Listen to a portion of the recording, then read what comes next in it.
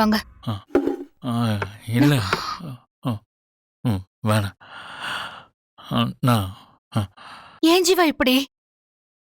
ஆ, இது தெரிஞ்சா ஆ, உங்களோட அப்பா அம்மா என்னோட அப்பா அம்மா எவ்வளவு வருத்தப்படுவாங்க.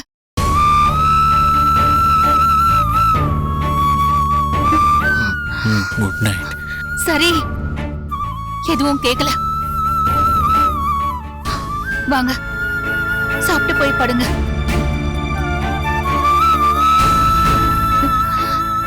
உங்களுக்காக நானும் சாப்பிடாம வெயிட் பண்ணிட்டு இருக்கேன்.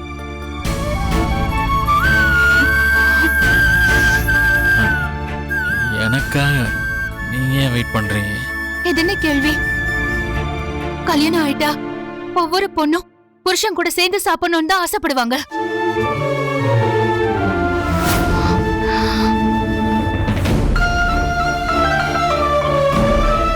சாரி. எனக்கு பசி இல்லை, நீங்க சாப்பிடுங்க.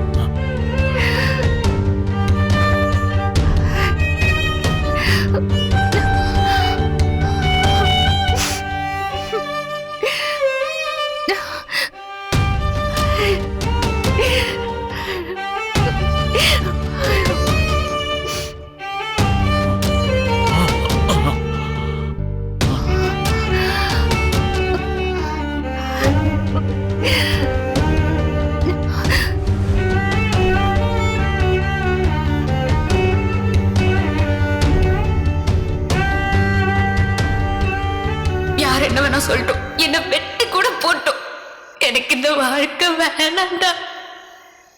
நீயும் நானும் லவ் பண்றோன்றத ஊர்க்காரங்க முன்னாடி இப்ப சொல்லுவோம். வா ஜீவா.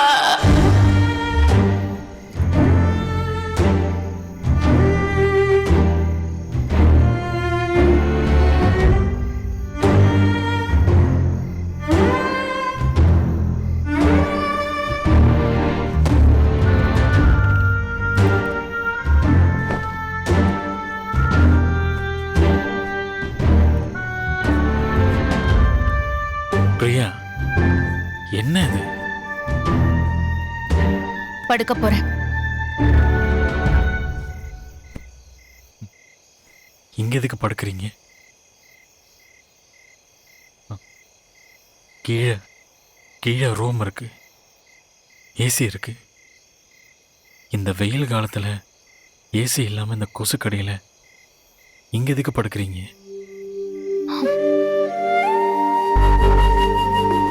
அதேதான் நானும் கேக்குறேன். வீட்டுல ரூம் இருக்கு, ஏசி இருக்கு. இந்த வெயில் காலத்துல ஏசி இல்லாம கொசுக்கடியில நீங்க எதுக்கு படுக்க வந்தீங்க?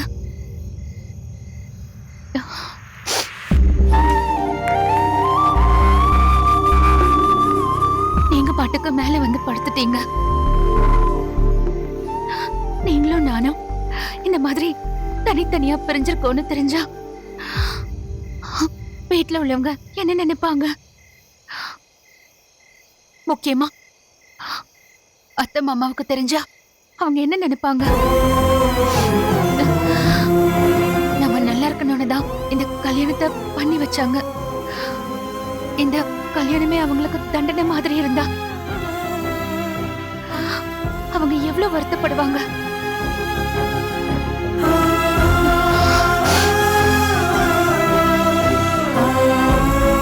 நீங்க சாப்பிட்டீங்களா?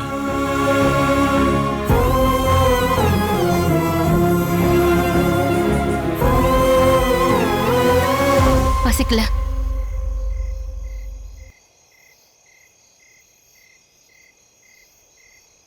ஏன் உட்கார்ந்துட்டு இருக்கீங்க? படுத்துக்கங்க. அதுக்கு தானே வந்தீங்க.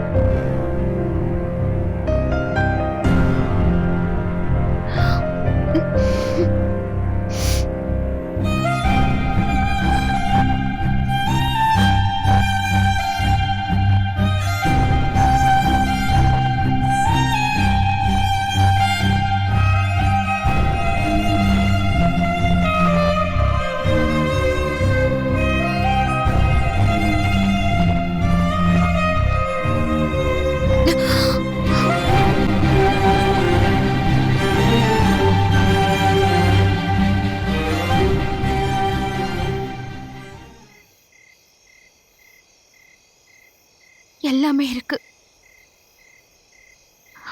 ஆனா எல்லாமே ஒரு மாதிரி தூரமா இருக்கிற மாதிரி எனக்கு தோணுது.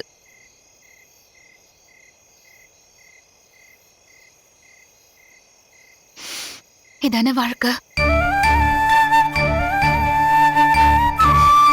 நினைக்கிறது எதுவுமே நடந்துடுறது இல்ல. அதுக்காக நாம அப்படியே நின்னுடக்கூடாது.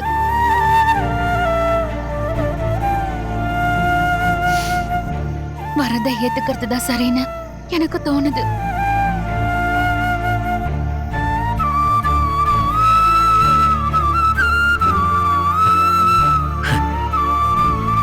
கனவை தவற விட்டவனோட வழி அந்த கனவை கண்டவனுக்கு தாங்க தெரியும். மற்றவங்களுக்கு அது தெரியாது.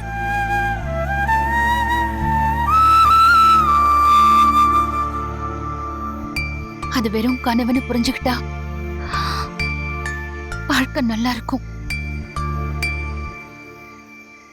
அதத்தான் நான் சொல்றேன்.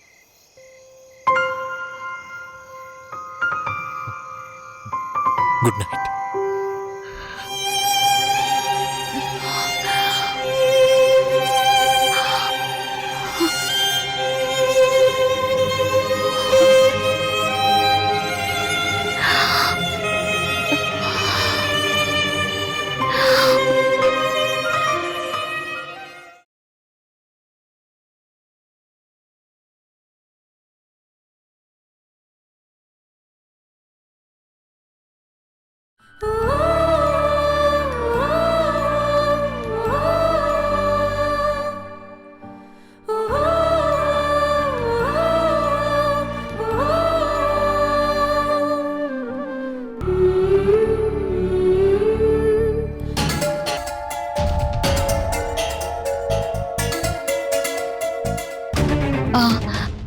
சாரிங்க, நீங்க ட்ரெஸ் சேஞ்ச் பண்ணிட்டு இருப்பீங்கன்னு நினைக்கல. பரவாயில்லைங்க. அத்தை உங்களுக்கு காஃபி தர சொன்னாங்க. தேங்க்ஸ். கேட்கறதுக்கு நல்லதா இருக்கு. ஆனா சின்ன சின்ன ஹெல்ப்புக்கு எல்லாம் வைஃப்க்கு தேங்க்ஸ் சொல்லணும்னு அவசியம் இல்ல. நான் கொஞ்சம் அவசரமா வெளியே கிளம்புறேன். சைட்ல வேலை இருக்கு. ஒரு நிமிஷம். சொல்லுங்க. இல்ல, இன்னைக்கு என் கூட வெளியே வர முடியுமா? எங்க? கோர்ட்டுக்கு போகணும்.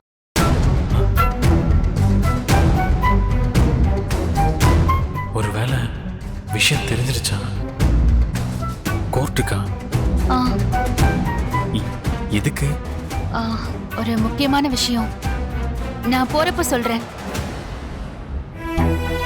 இன்னும் ஹாஃப் அன் ஹவர்ல கோர்ட்ல இருக்கணும். கூட்டிட்டு போறீங்களா? நான் ரெடி ஆயிட்டு வந்துடுறேன்.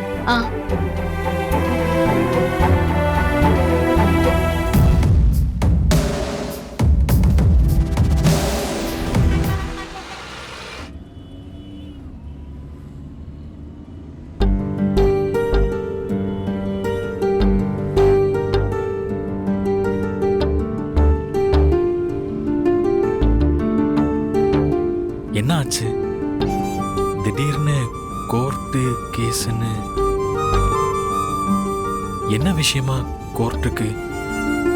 எனக்கு தெரிஞ்ச 2 பேரு என்னோட ஃப்ரெண்ட்ஸ் தான்.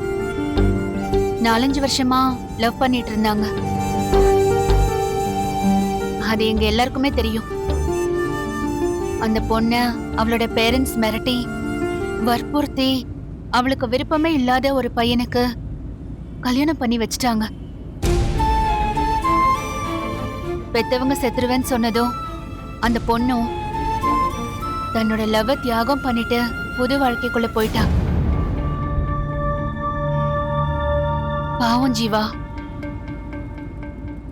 கட்டாய கல்யாணத்துல புருஷனா வந்தவன் கூட என் ஃப்ரெண்டால வாழ முடியல. அவளும் அவளோட லவ்வரும் என்கிட்ட வந்து இத பத்தி ரொம்ப வருத்தப்பட்டாங்க. அத கேட்டதுக்கு அப்புறம் எனக்கு நிம்மதியே இல்ல. அதனால என் ஃப்ரெண்டு கிட்ட இப்படி பிடிக்காத கல்யாண வாழ்க்கையில நீ வாழணும்னு அவசியம் இல்லைன்னு சொன்னேன். கட்டாயப்படுத்தி மிரட்டி பண்ணி வச்ச கல்யாணம் ஆ. செல்லாதுன்னு டிக்ளேர் பண்ணதா கோர்ட்ல கேஸ் போட்டிருக்கேன். அது எப்படி? அவங்களுக்காக நீங்க எப்படி கேஸ்? அவங்க சம்மதத்தோட தான் நான் இந்த கேஸ் போட்டிருக்கேன். இன்னைக்கு ஜட்ஜ்மெண்ட். எல்லாருமே அதுக்காக தான் வெயிட் பண்ணிட்டு இருக்காங்க.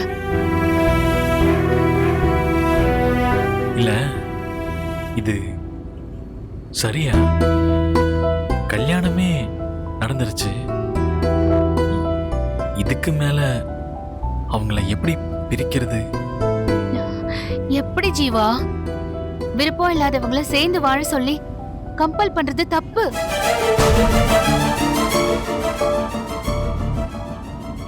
விரும்பினவங்கள சேர்த்து வைக்கிறதுல ஒரு நியாயம் இருக்கு. விருப்பம் இல்லாதவங்கள பிரிச்சு வைக்கிறதுல என்ன தப்பு? இல்ல இது பெத்தவங்க செஞ்சு வச்ச கல்யாணம். பெத்தவங்க செஞ்சு வச்சுட்டா பிடிக்காம வாழ்ந்துடலாமா?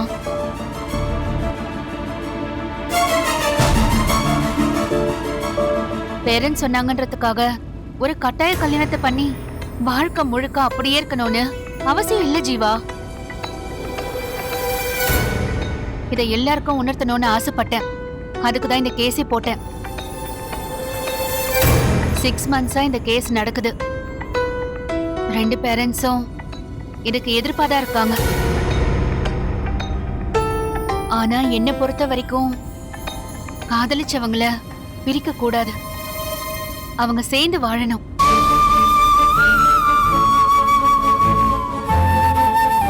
பெத்தவங்களுக்காக அவங்க பிரிஞ்சு வருத்தத்தோட வாழறதை விட ஒன்னா சேர்ந்து வாழணும். இது வரைக்கும் இந்த மாதிரி கேஸ் யாருமே போட்டதில்ல. இதான் ஃபர்ஸ்ட் டைம். அத நான் தான் பண்ணிருக்கேன். எங்களுக்கு சாதகமா ஜட்ஜ்மெண்ட் வரணும்னு நான் வேண்டிட்டு இருக்கேன் ஜீவா. அதான் கோர்ட்டுக்கு போறேன்.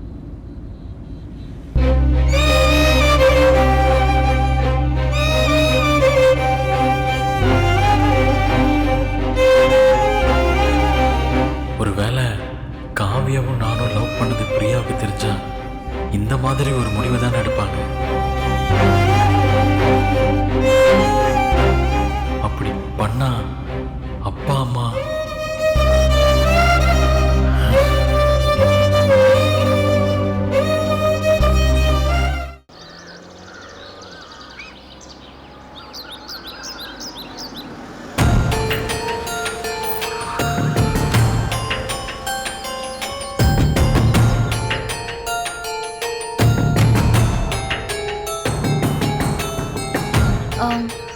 நீங்களும் வரீங்களா? நானா? ஏன்? ஒன்னும் இல்ல, முக்கியமான வேலை எதுவும் இல்லைனா கூட வாங்கல. இன்னைக்கு கிடைக்கிற தீர்ப்பு ஒரு மாதிரி ஹிஸ்டாரிக்கல் ஜட்ஜ்மெண்ட். நீங்க கூட இருந்தா நல்லா இருக்கும்.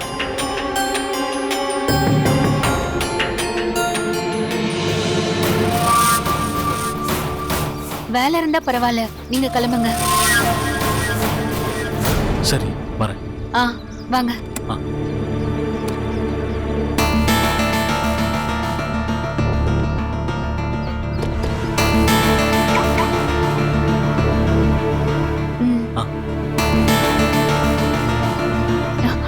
செல்வி, தீர்ப்பை நினைச்சு ராத்திரி எல்லாம் எனக்கு தூக்கமே இல்ல. ஒரே பதட்டமா இருக்கு பிரியா. நல்லபடியா நடக்கும்னு நம்புவோம். இவர் என்னோட வீட்டுக்காரரு, பேரு ஜீவா. Hi sir. ஹாய். என் பேர் Raghu. Hi Priya. Hi madam. Madam, நம்ம கேஸ் எத்தனை மணிக்கு? ஃபர்ஸ்ட் கேஸ் நம்ம கேஸ் தான். டைம் ஆயிடுச்சு, போலாமா? வாங்க வாங்க வாங்க. வாங்க.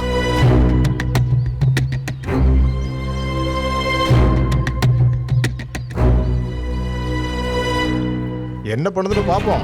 பிரியா, எல்லாத்தையும் கேட்டுருங்க. தெரியுமா, வாங்க செல்வி. எப்படி உனக்கு ஆமாங்க, கேட்கணும்? இதோ வந்துட்டா ஆமா. பாருங்க. அம்மா ஒரு நிமிஷம் இல்லம்மா. இவரு என் மக கழுத்துல தாலி கட்டின மாப்பிள்ள. பெத்தவங்க பார்த்து பண்ணி வச்ச கல்யாணம். இதை பிரிச்சிட முடியும்னு நினைக்கிறியா? ஏமா பெரியவங்களா பார்த்து ஊர் உலகம் முன்னாடி நிச்சயம் பண்ணி நடத்தின கல்யாணம். இத போய் செல்லாதுன்னு கேஸ் போட்டா பிரிச்சிட முடியுமா?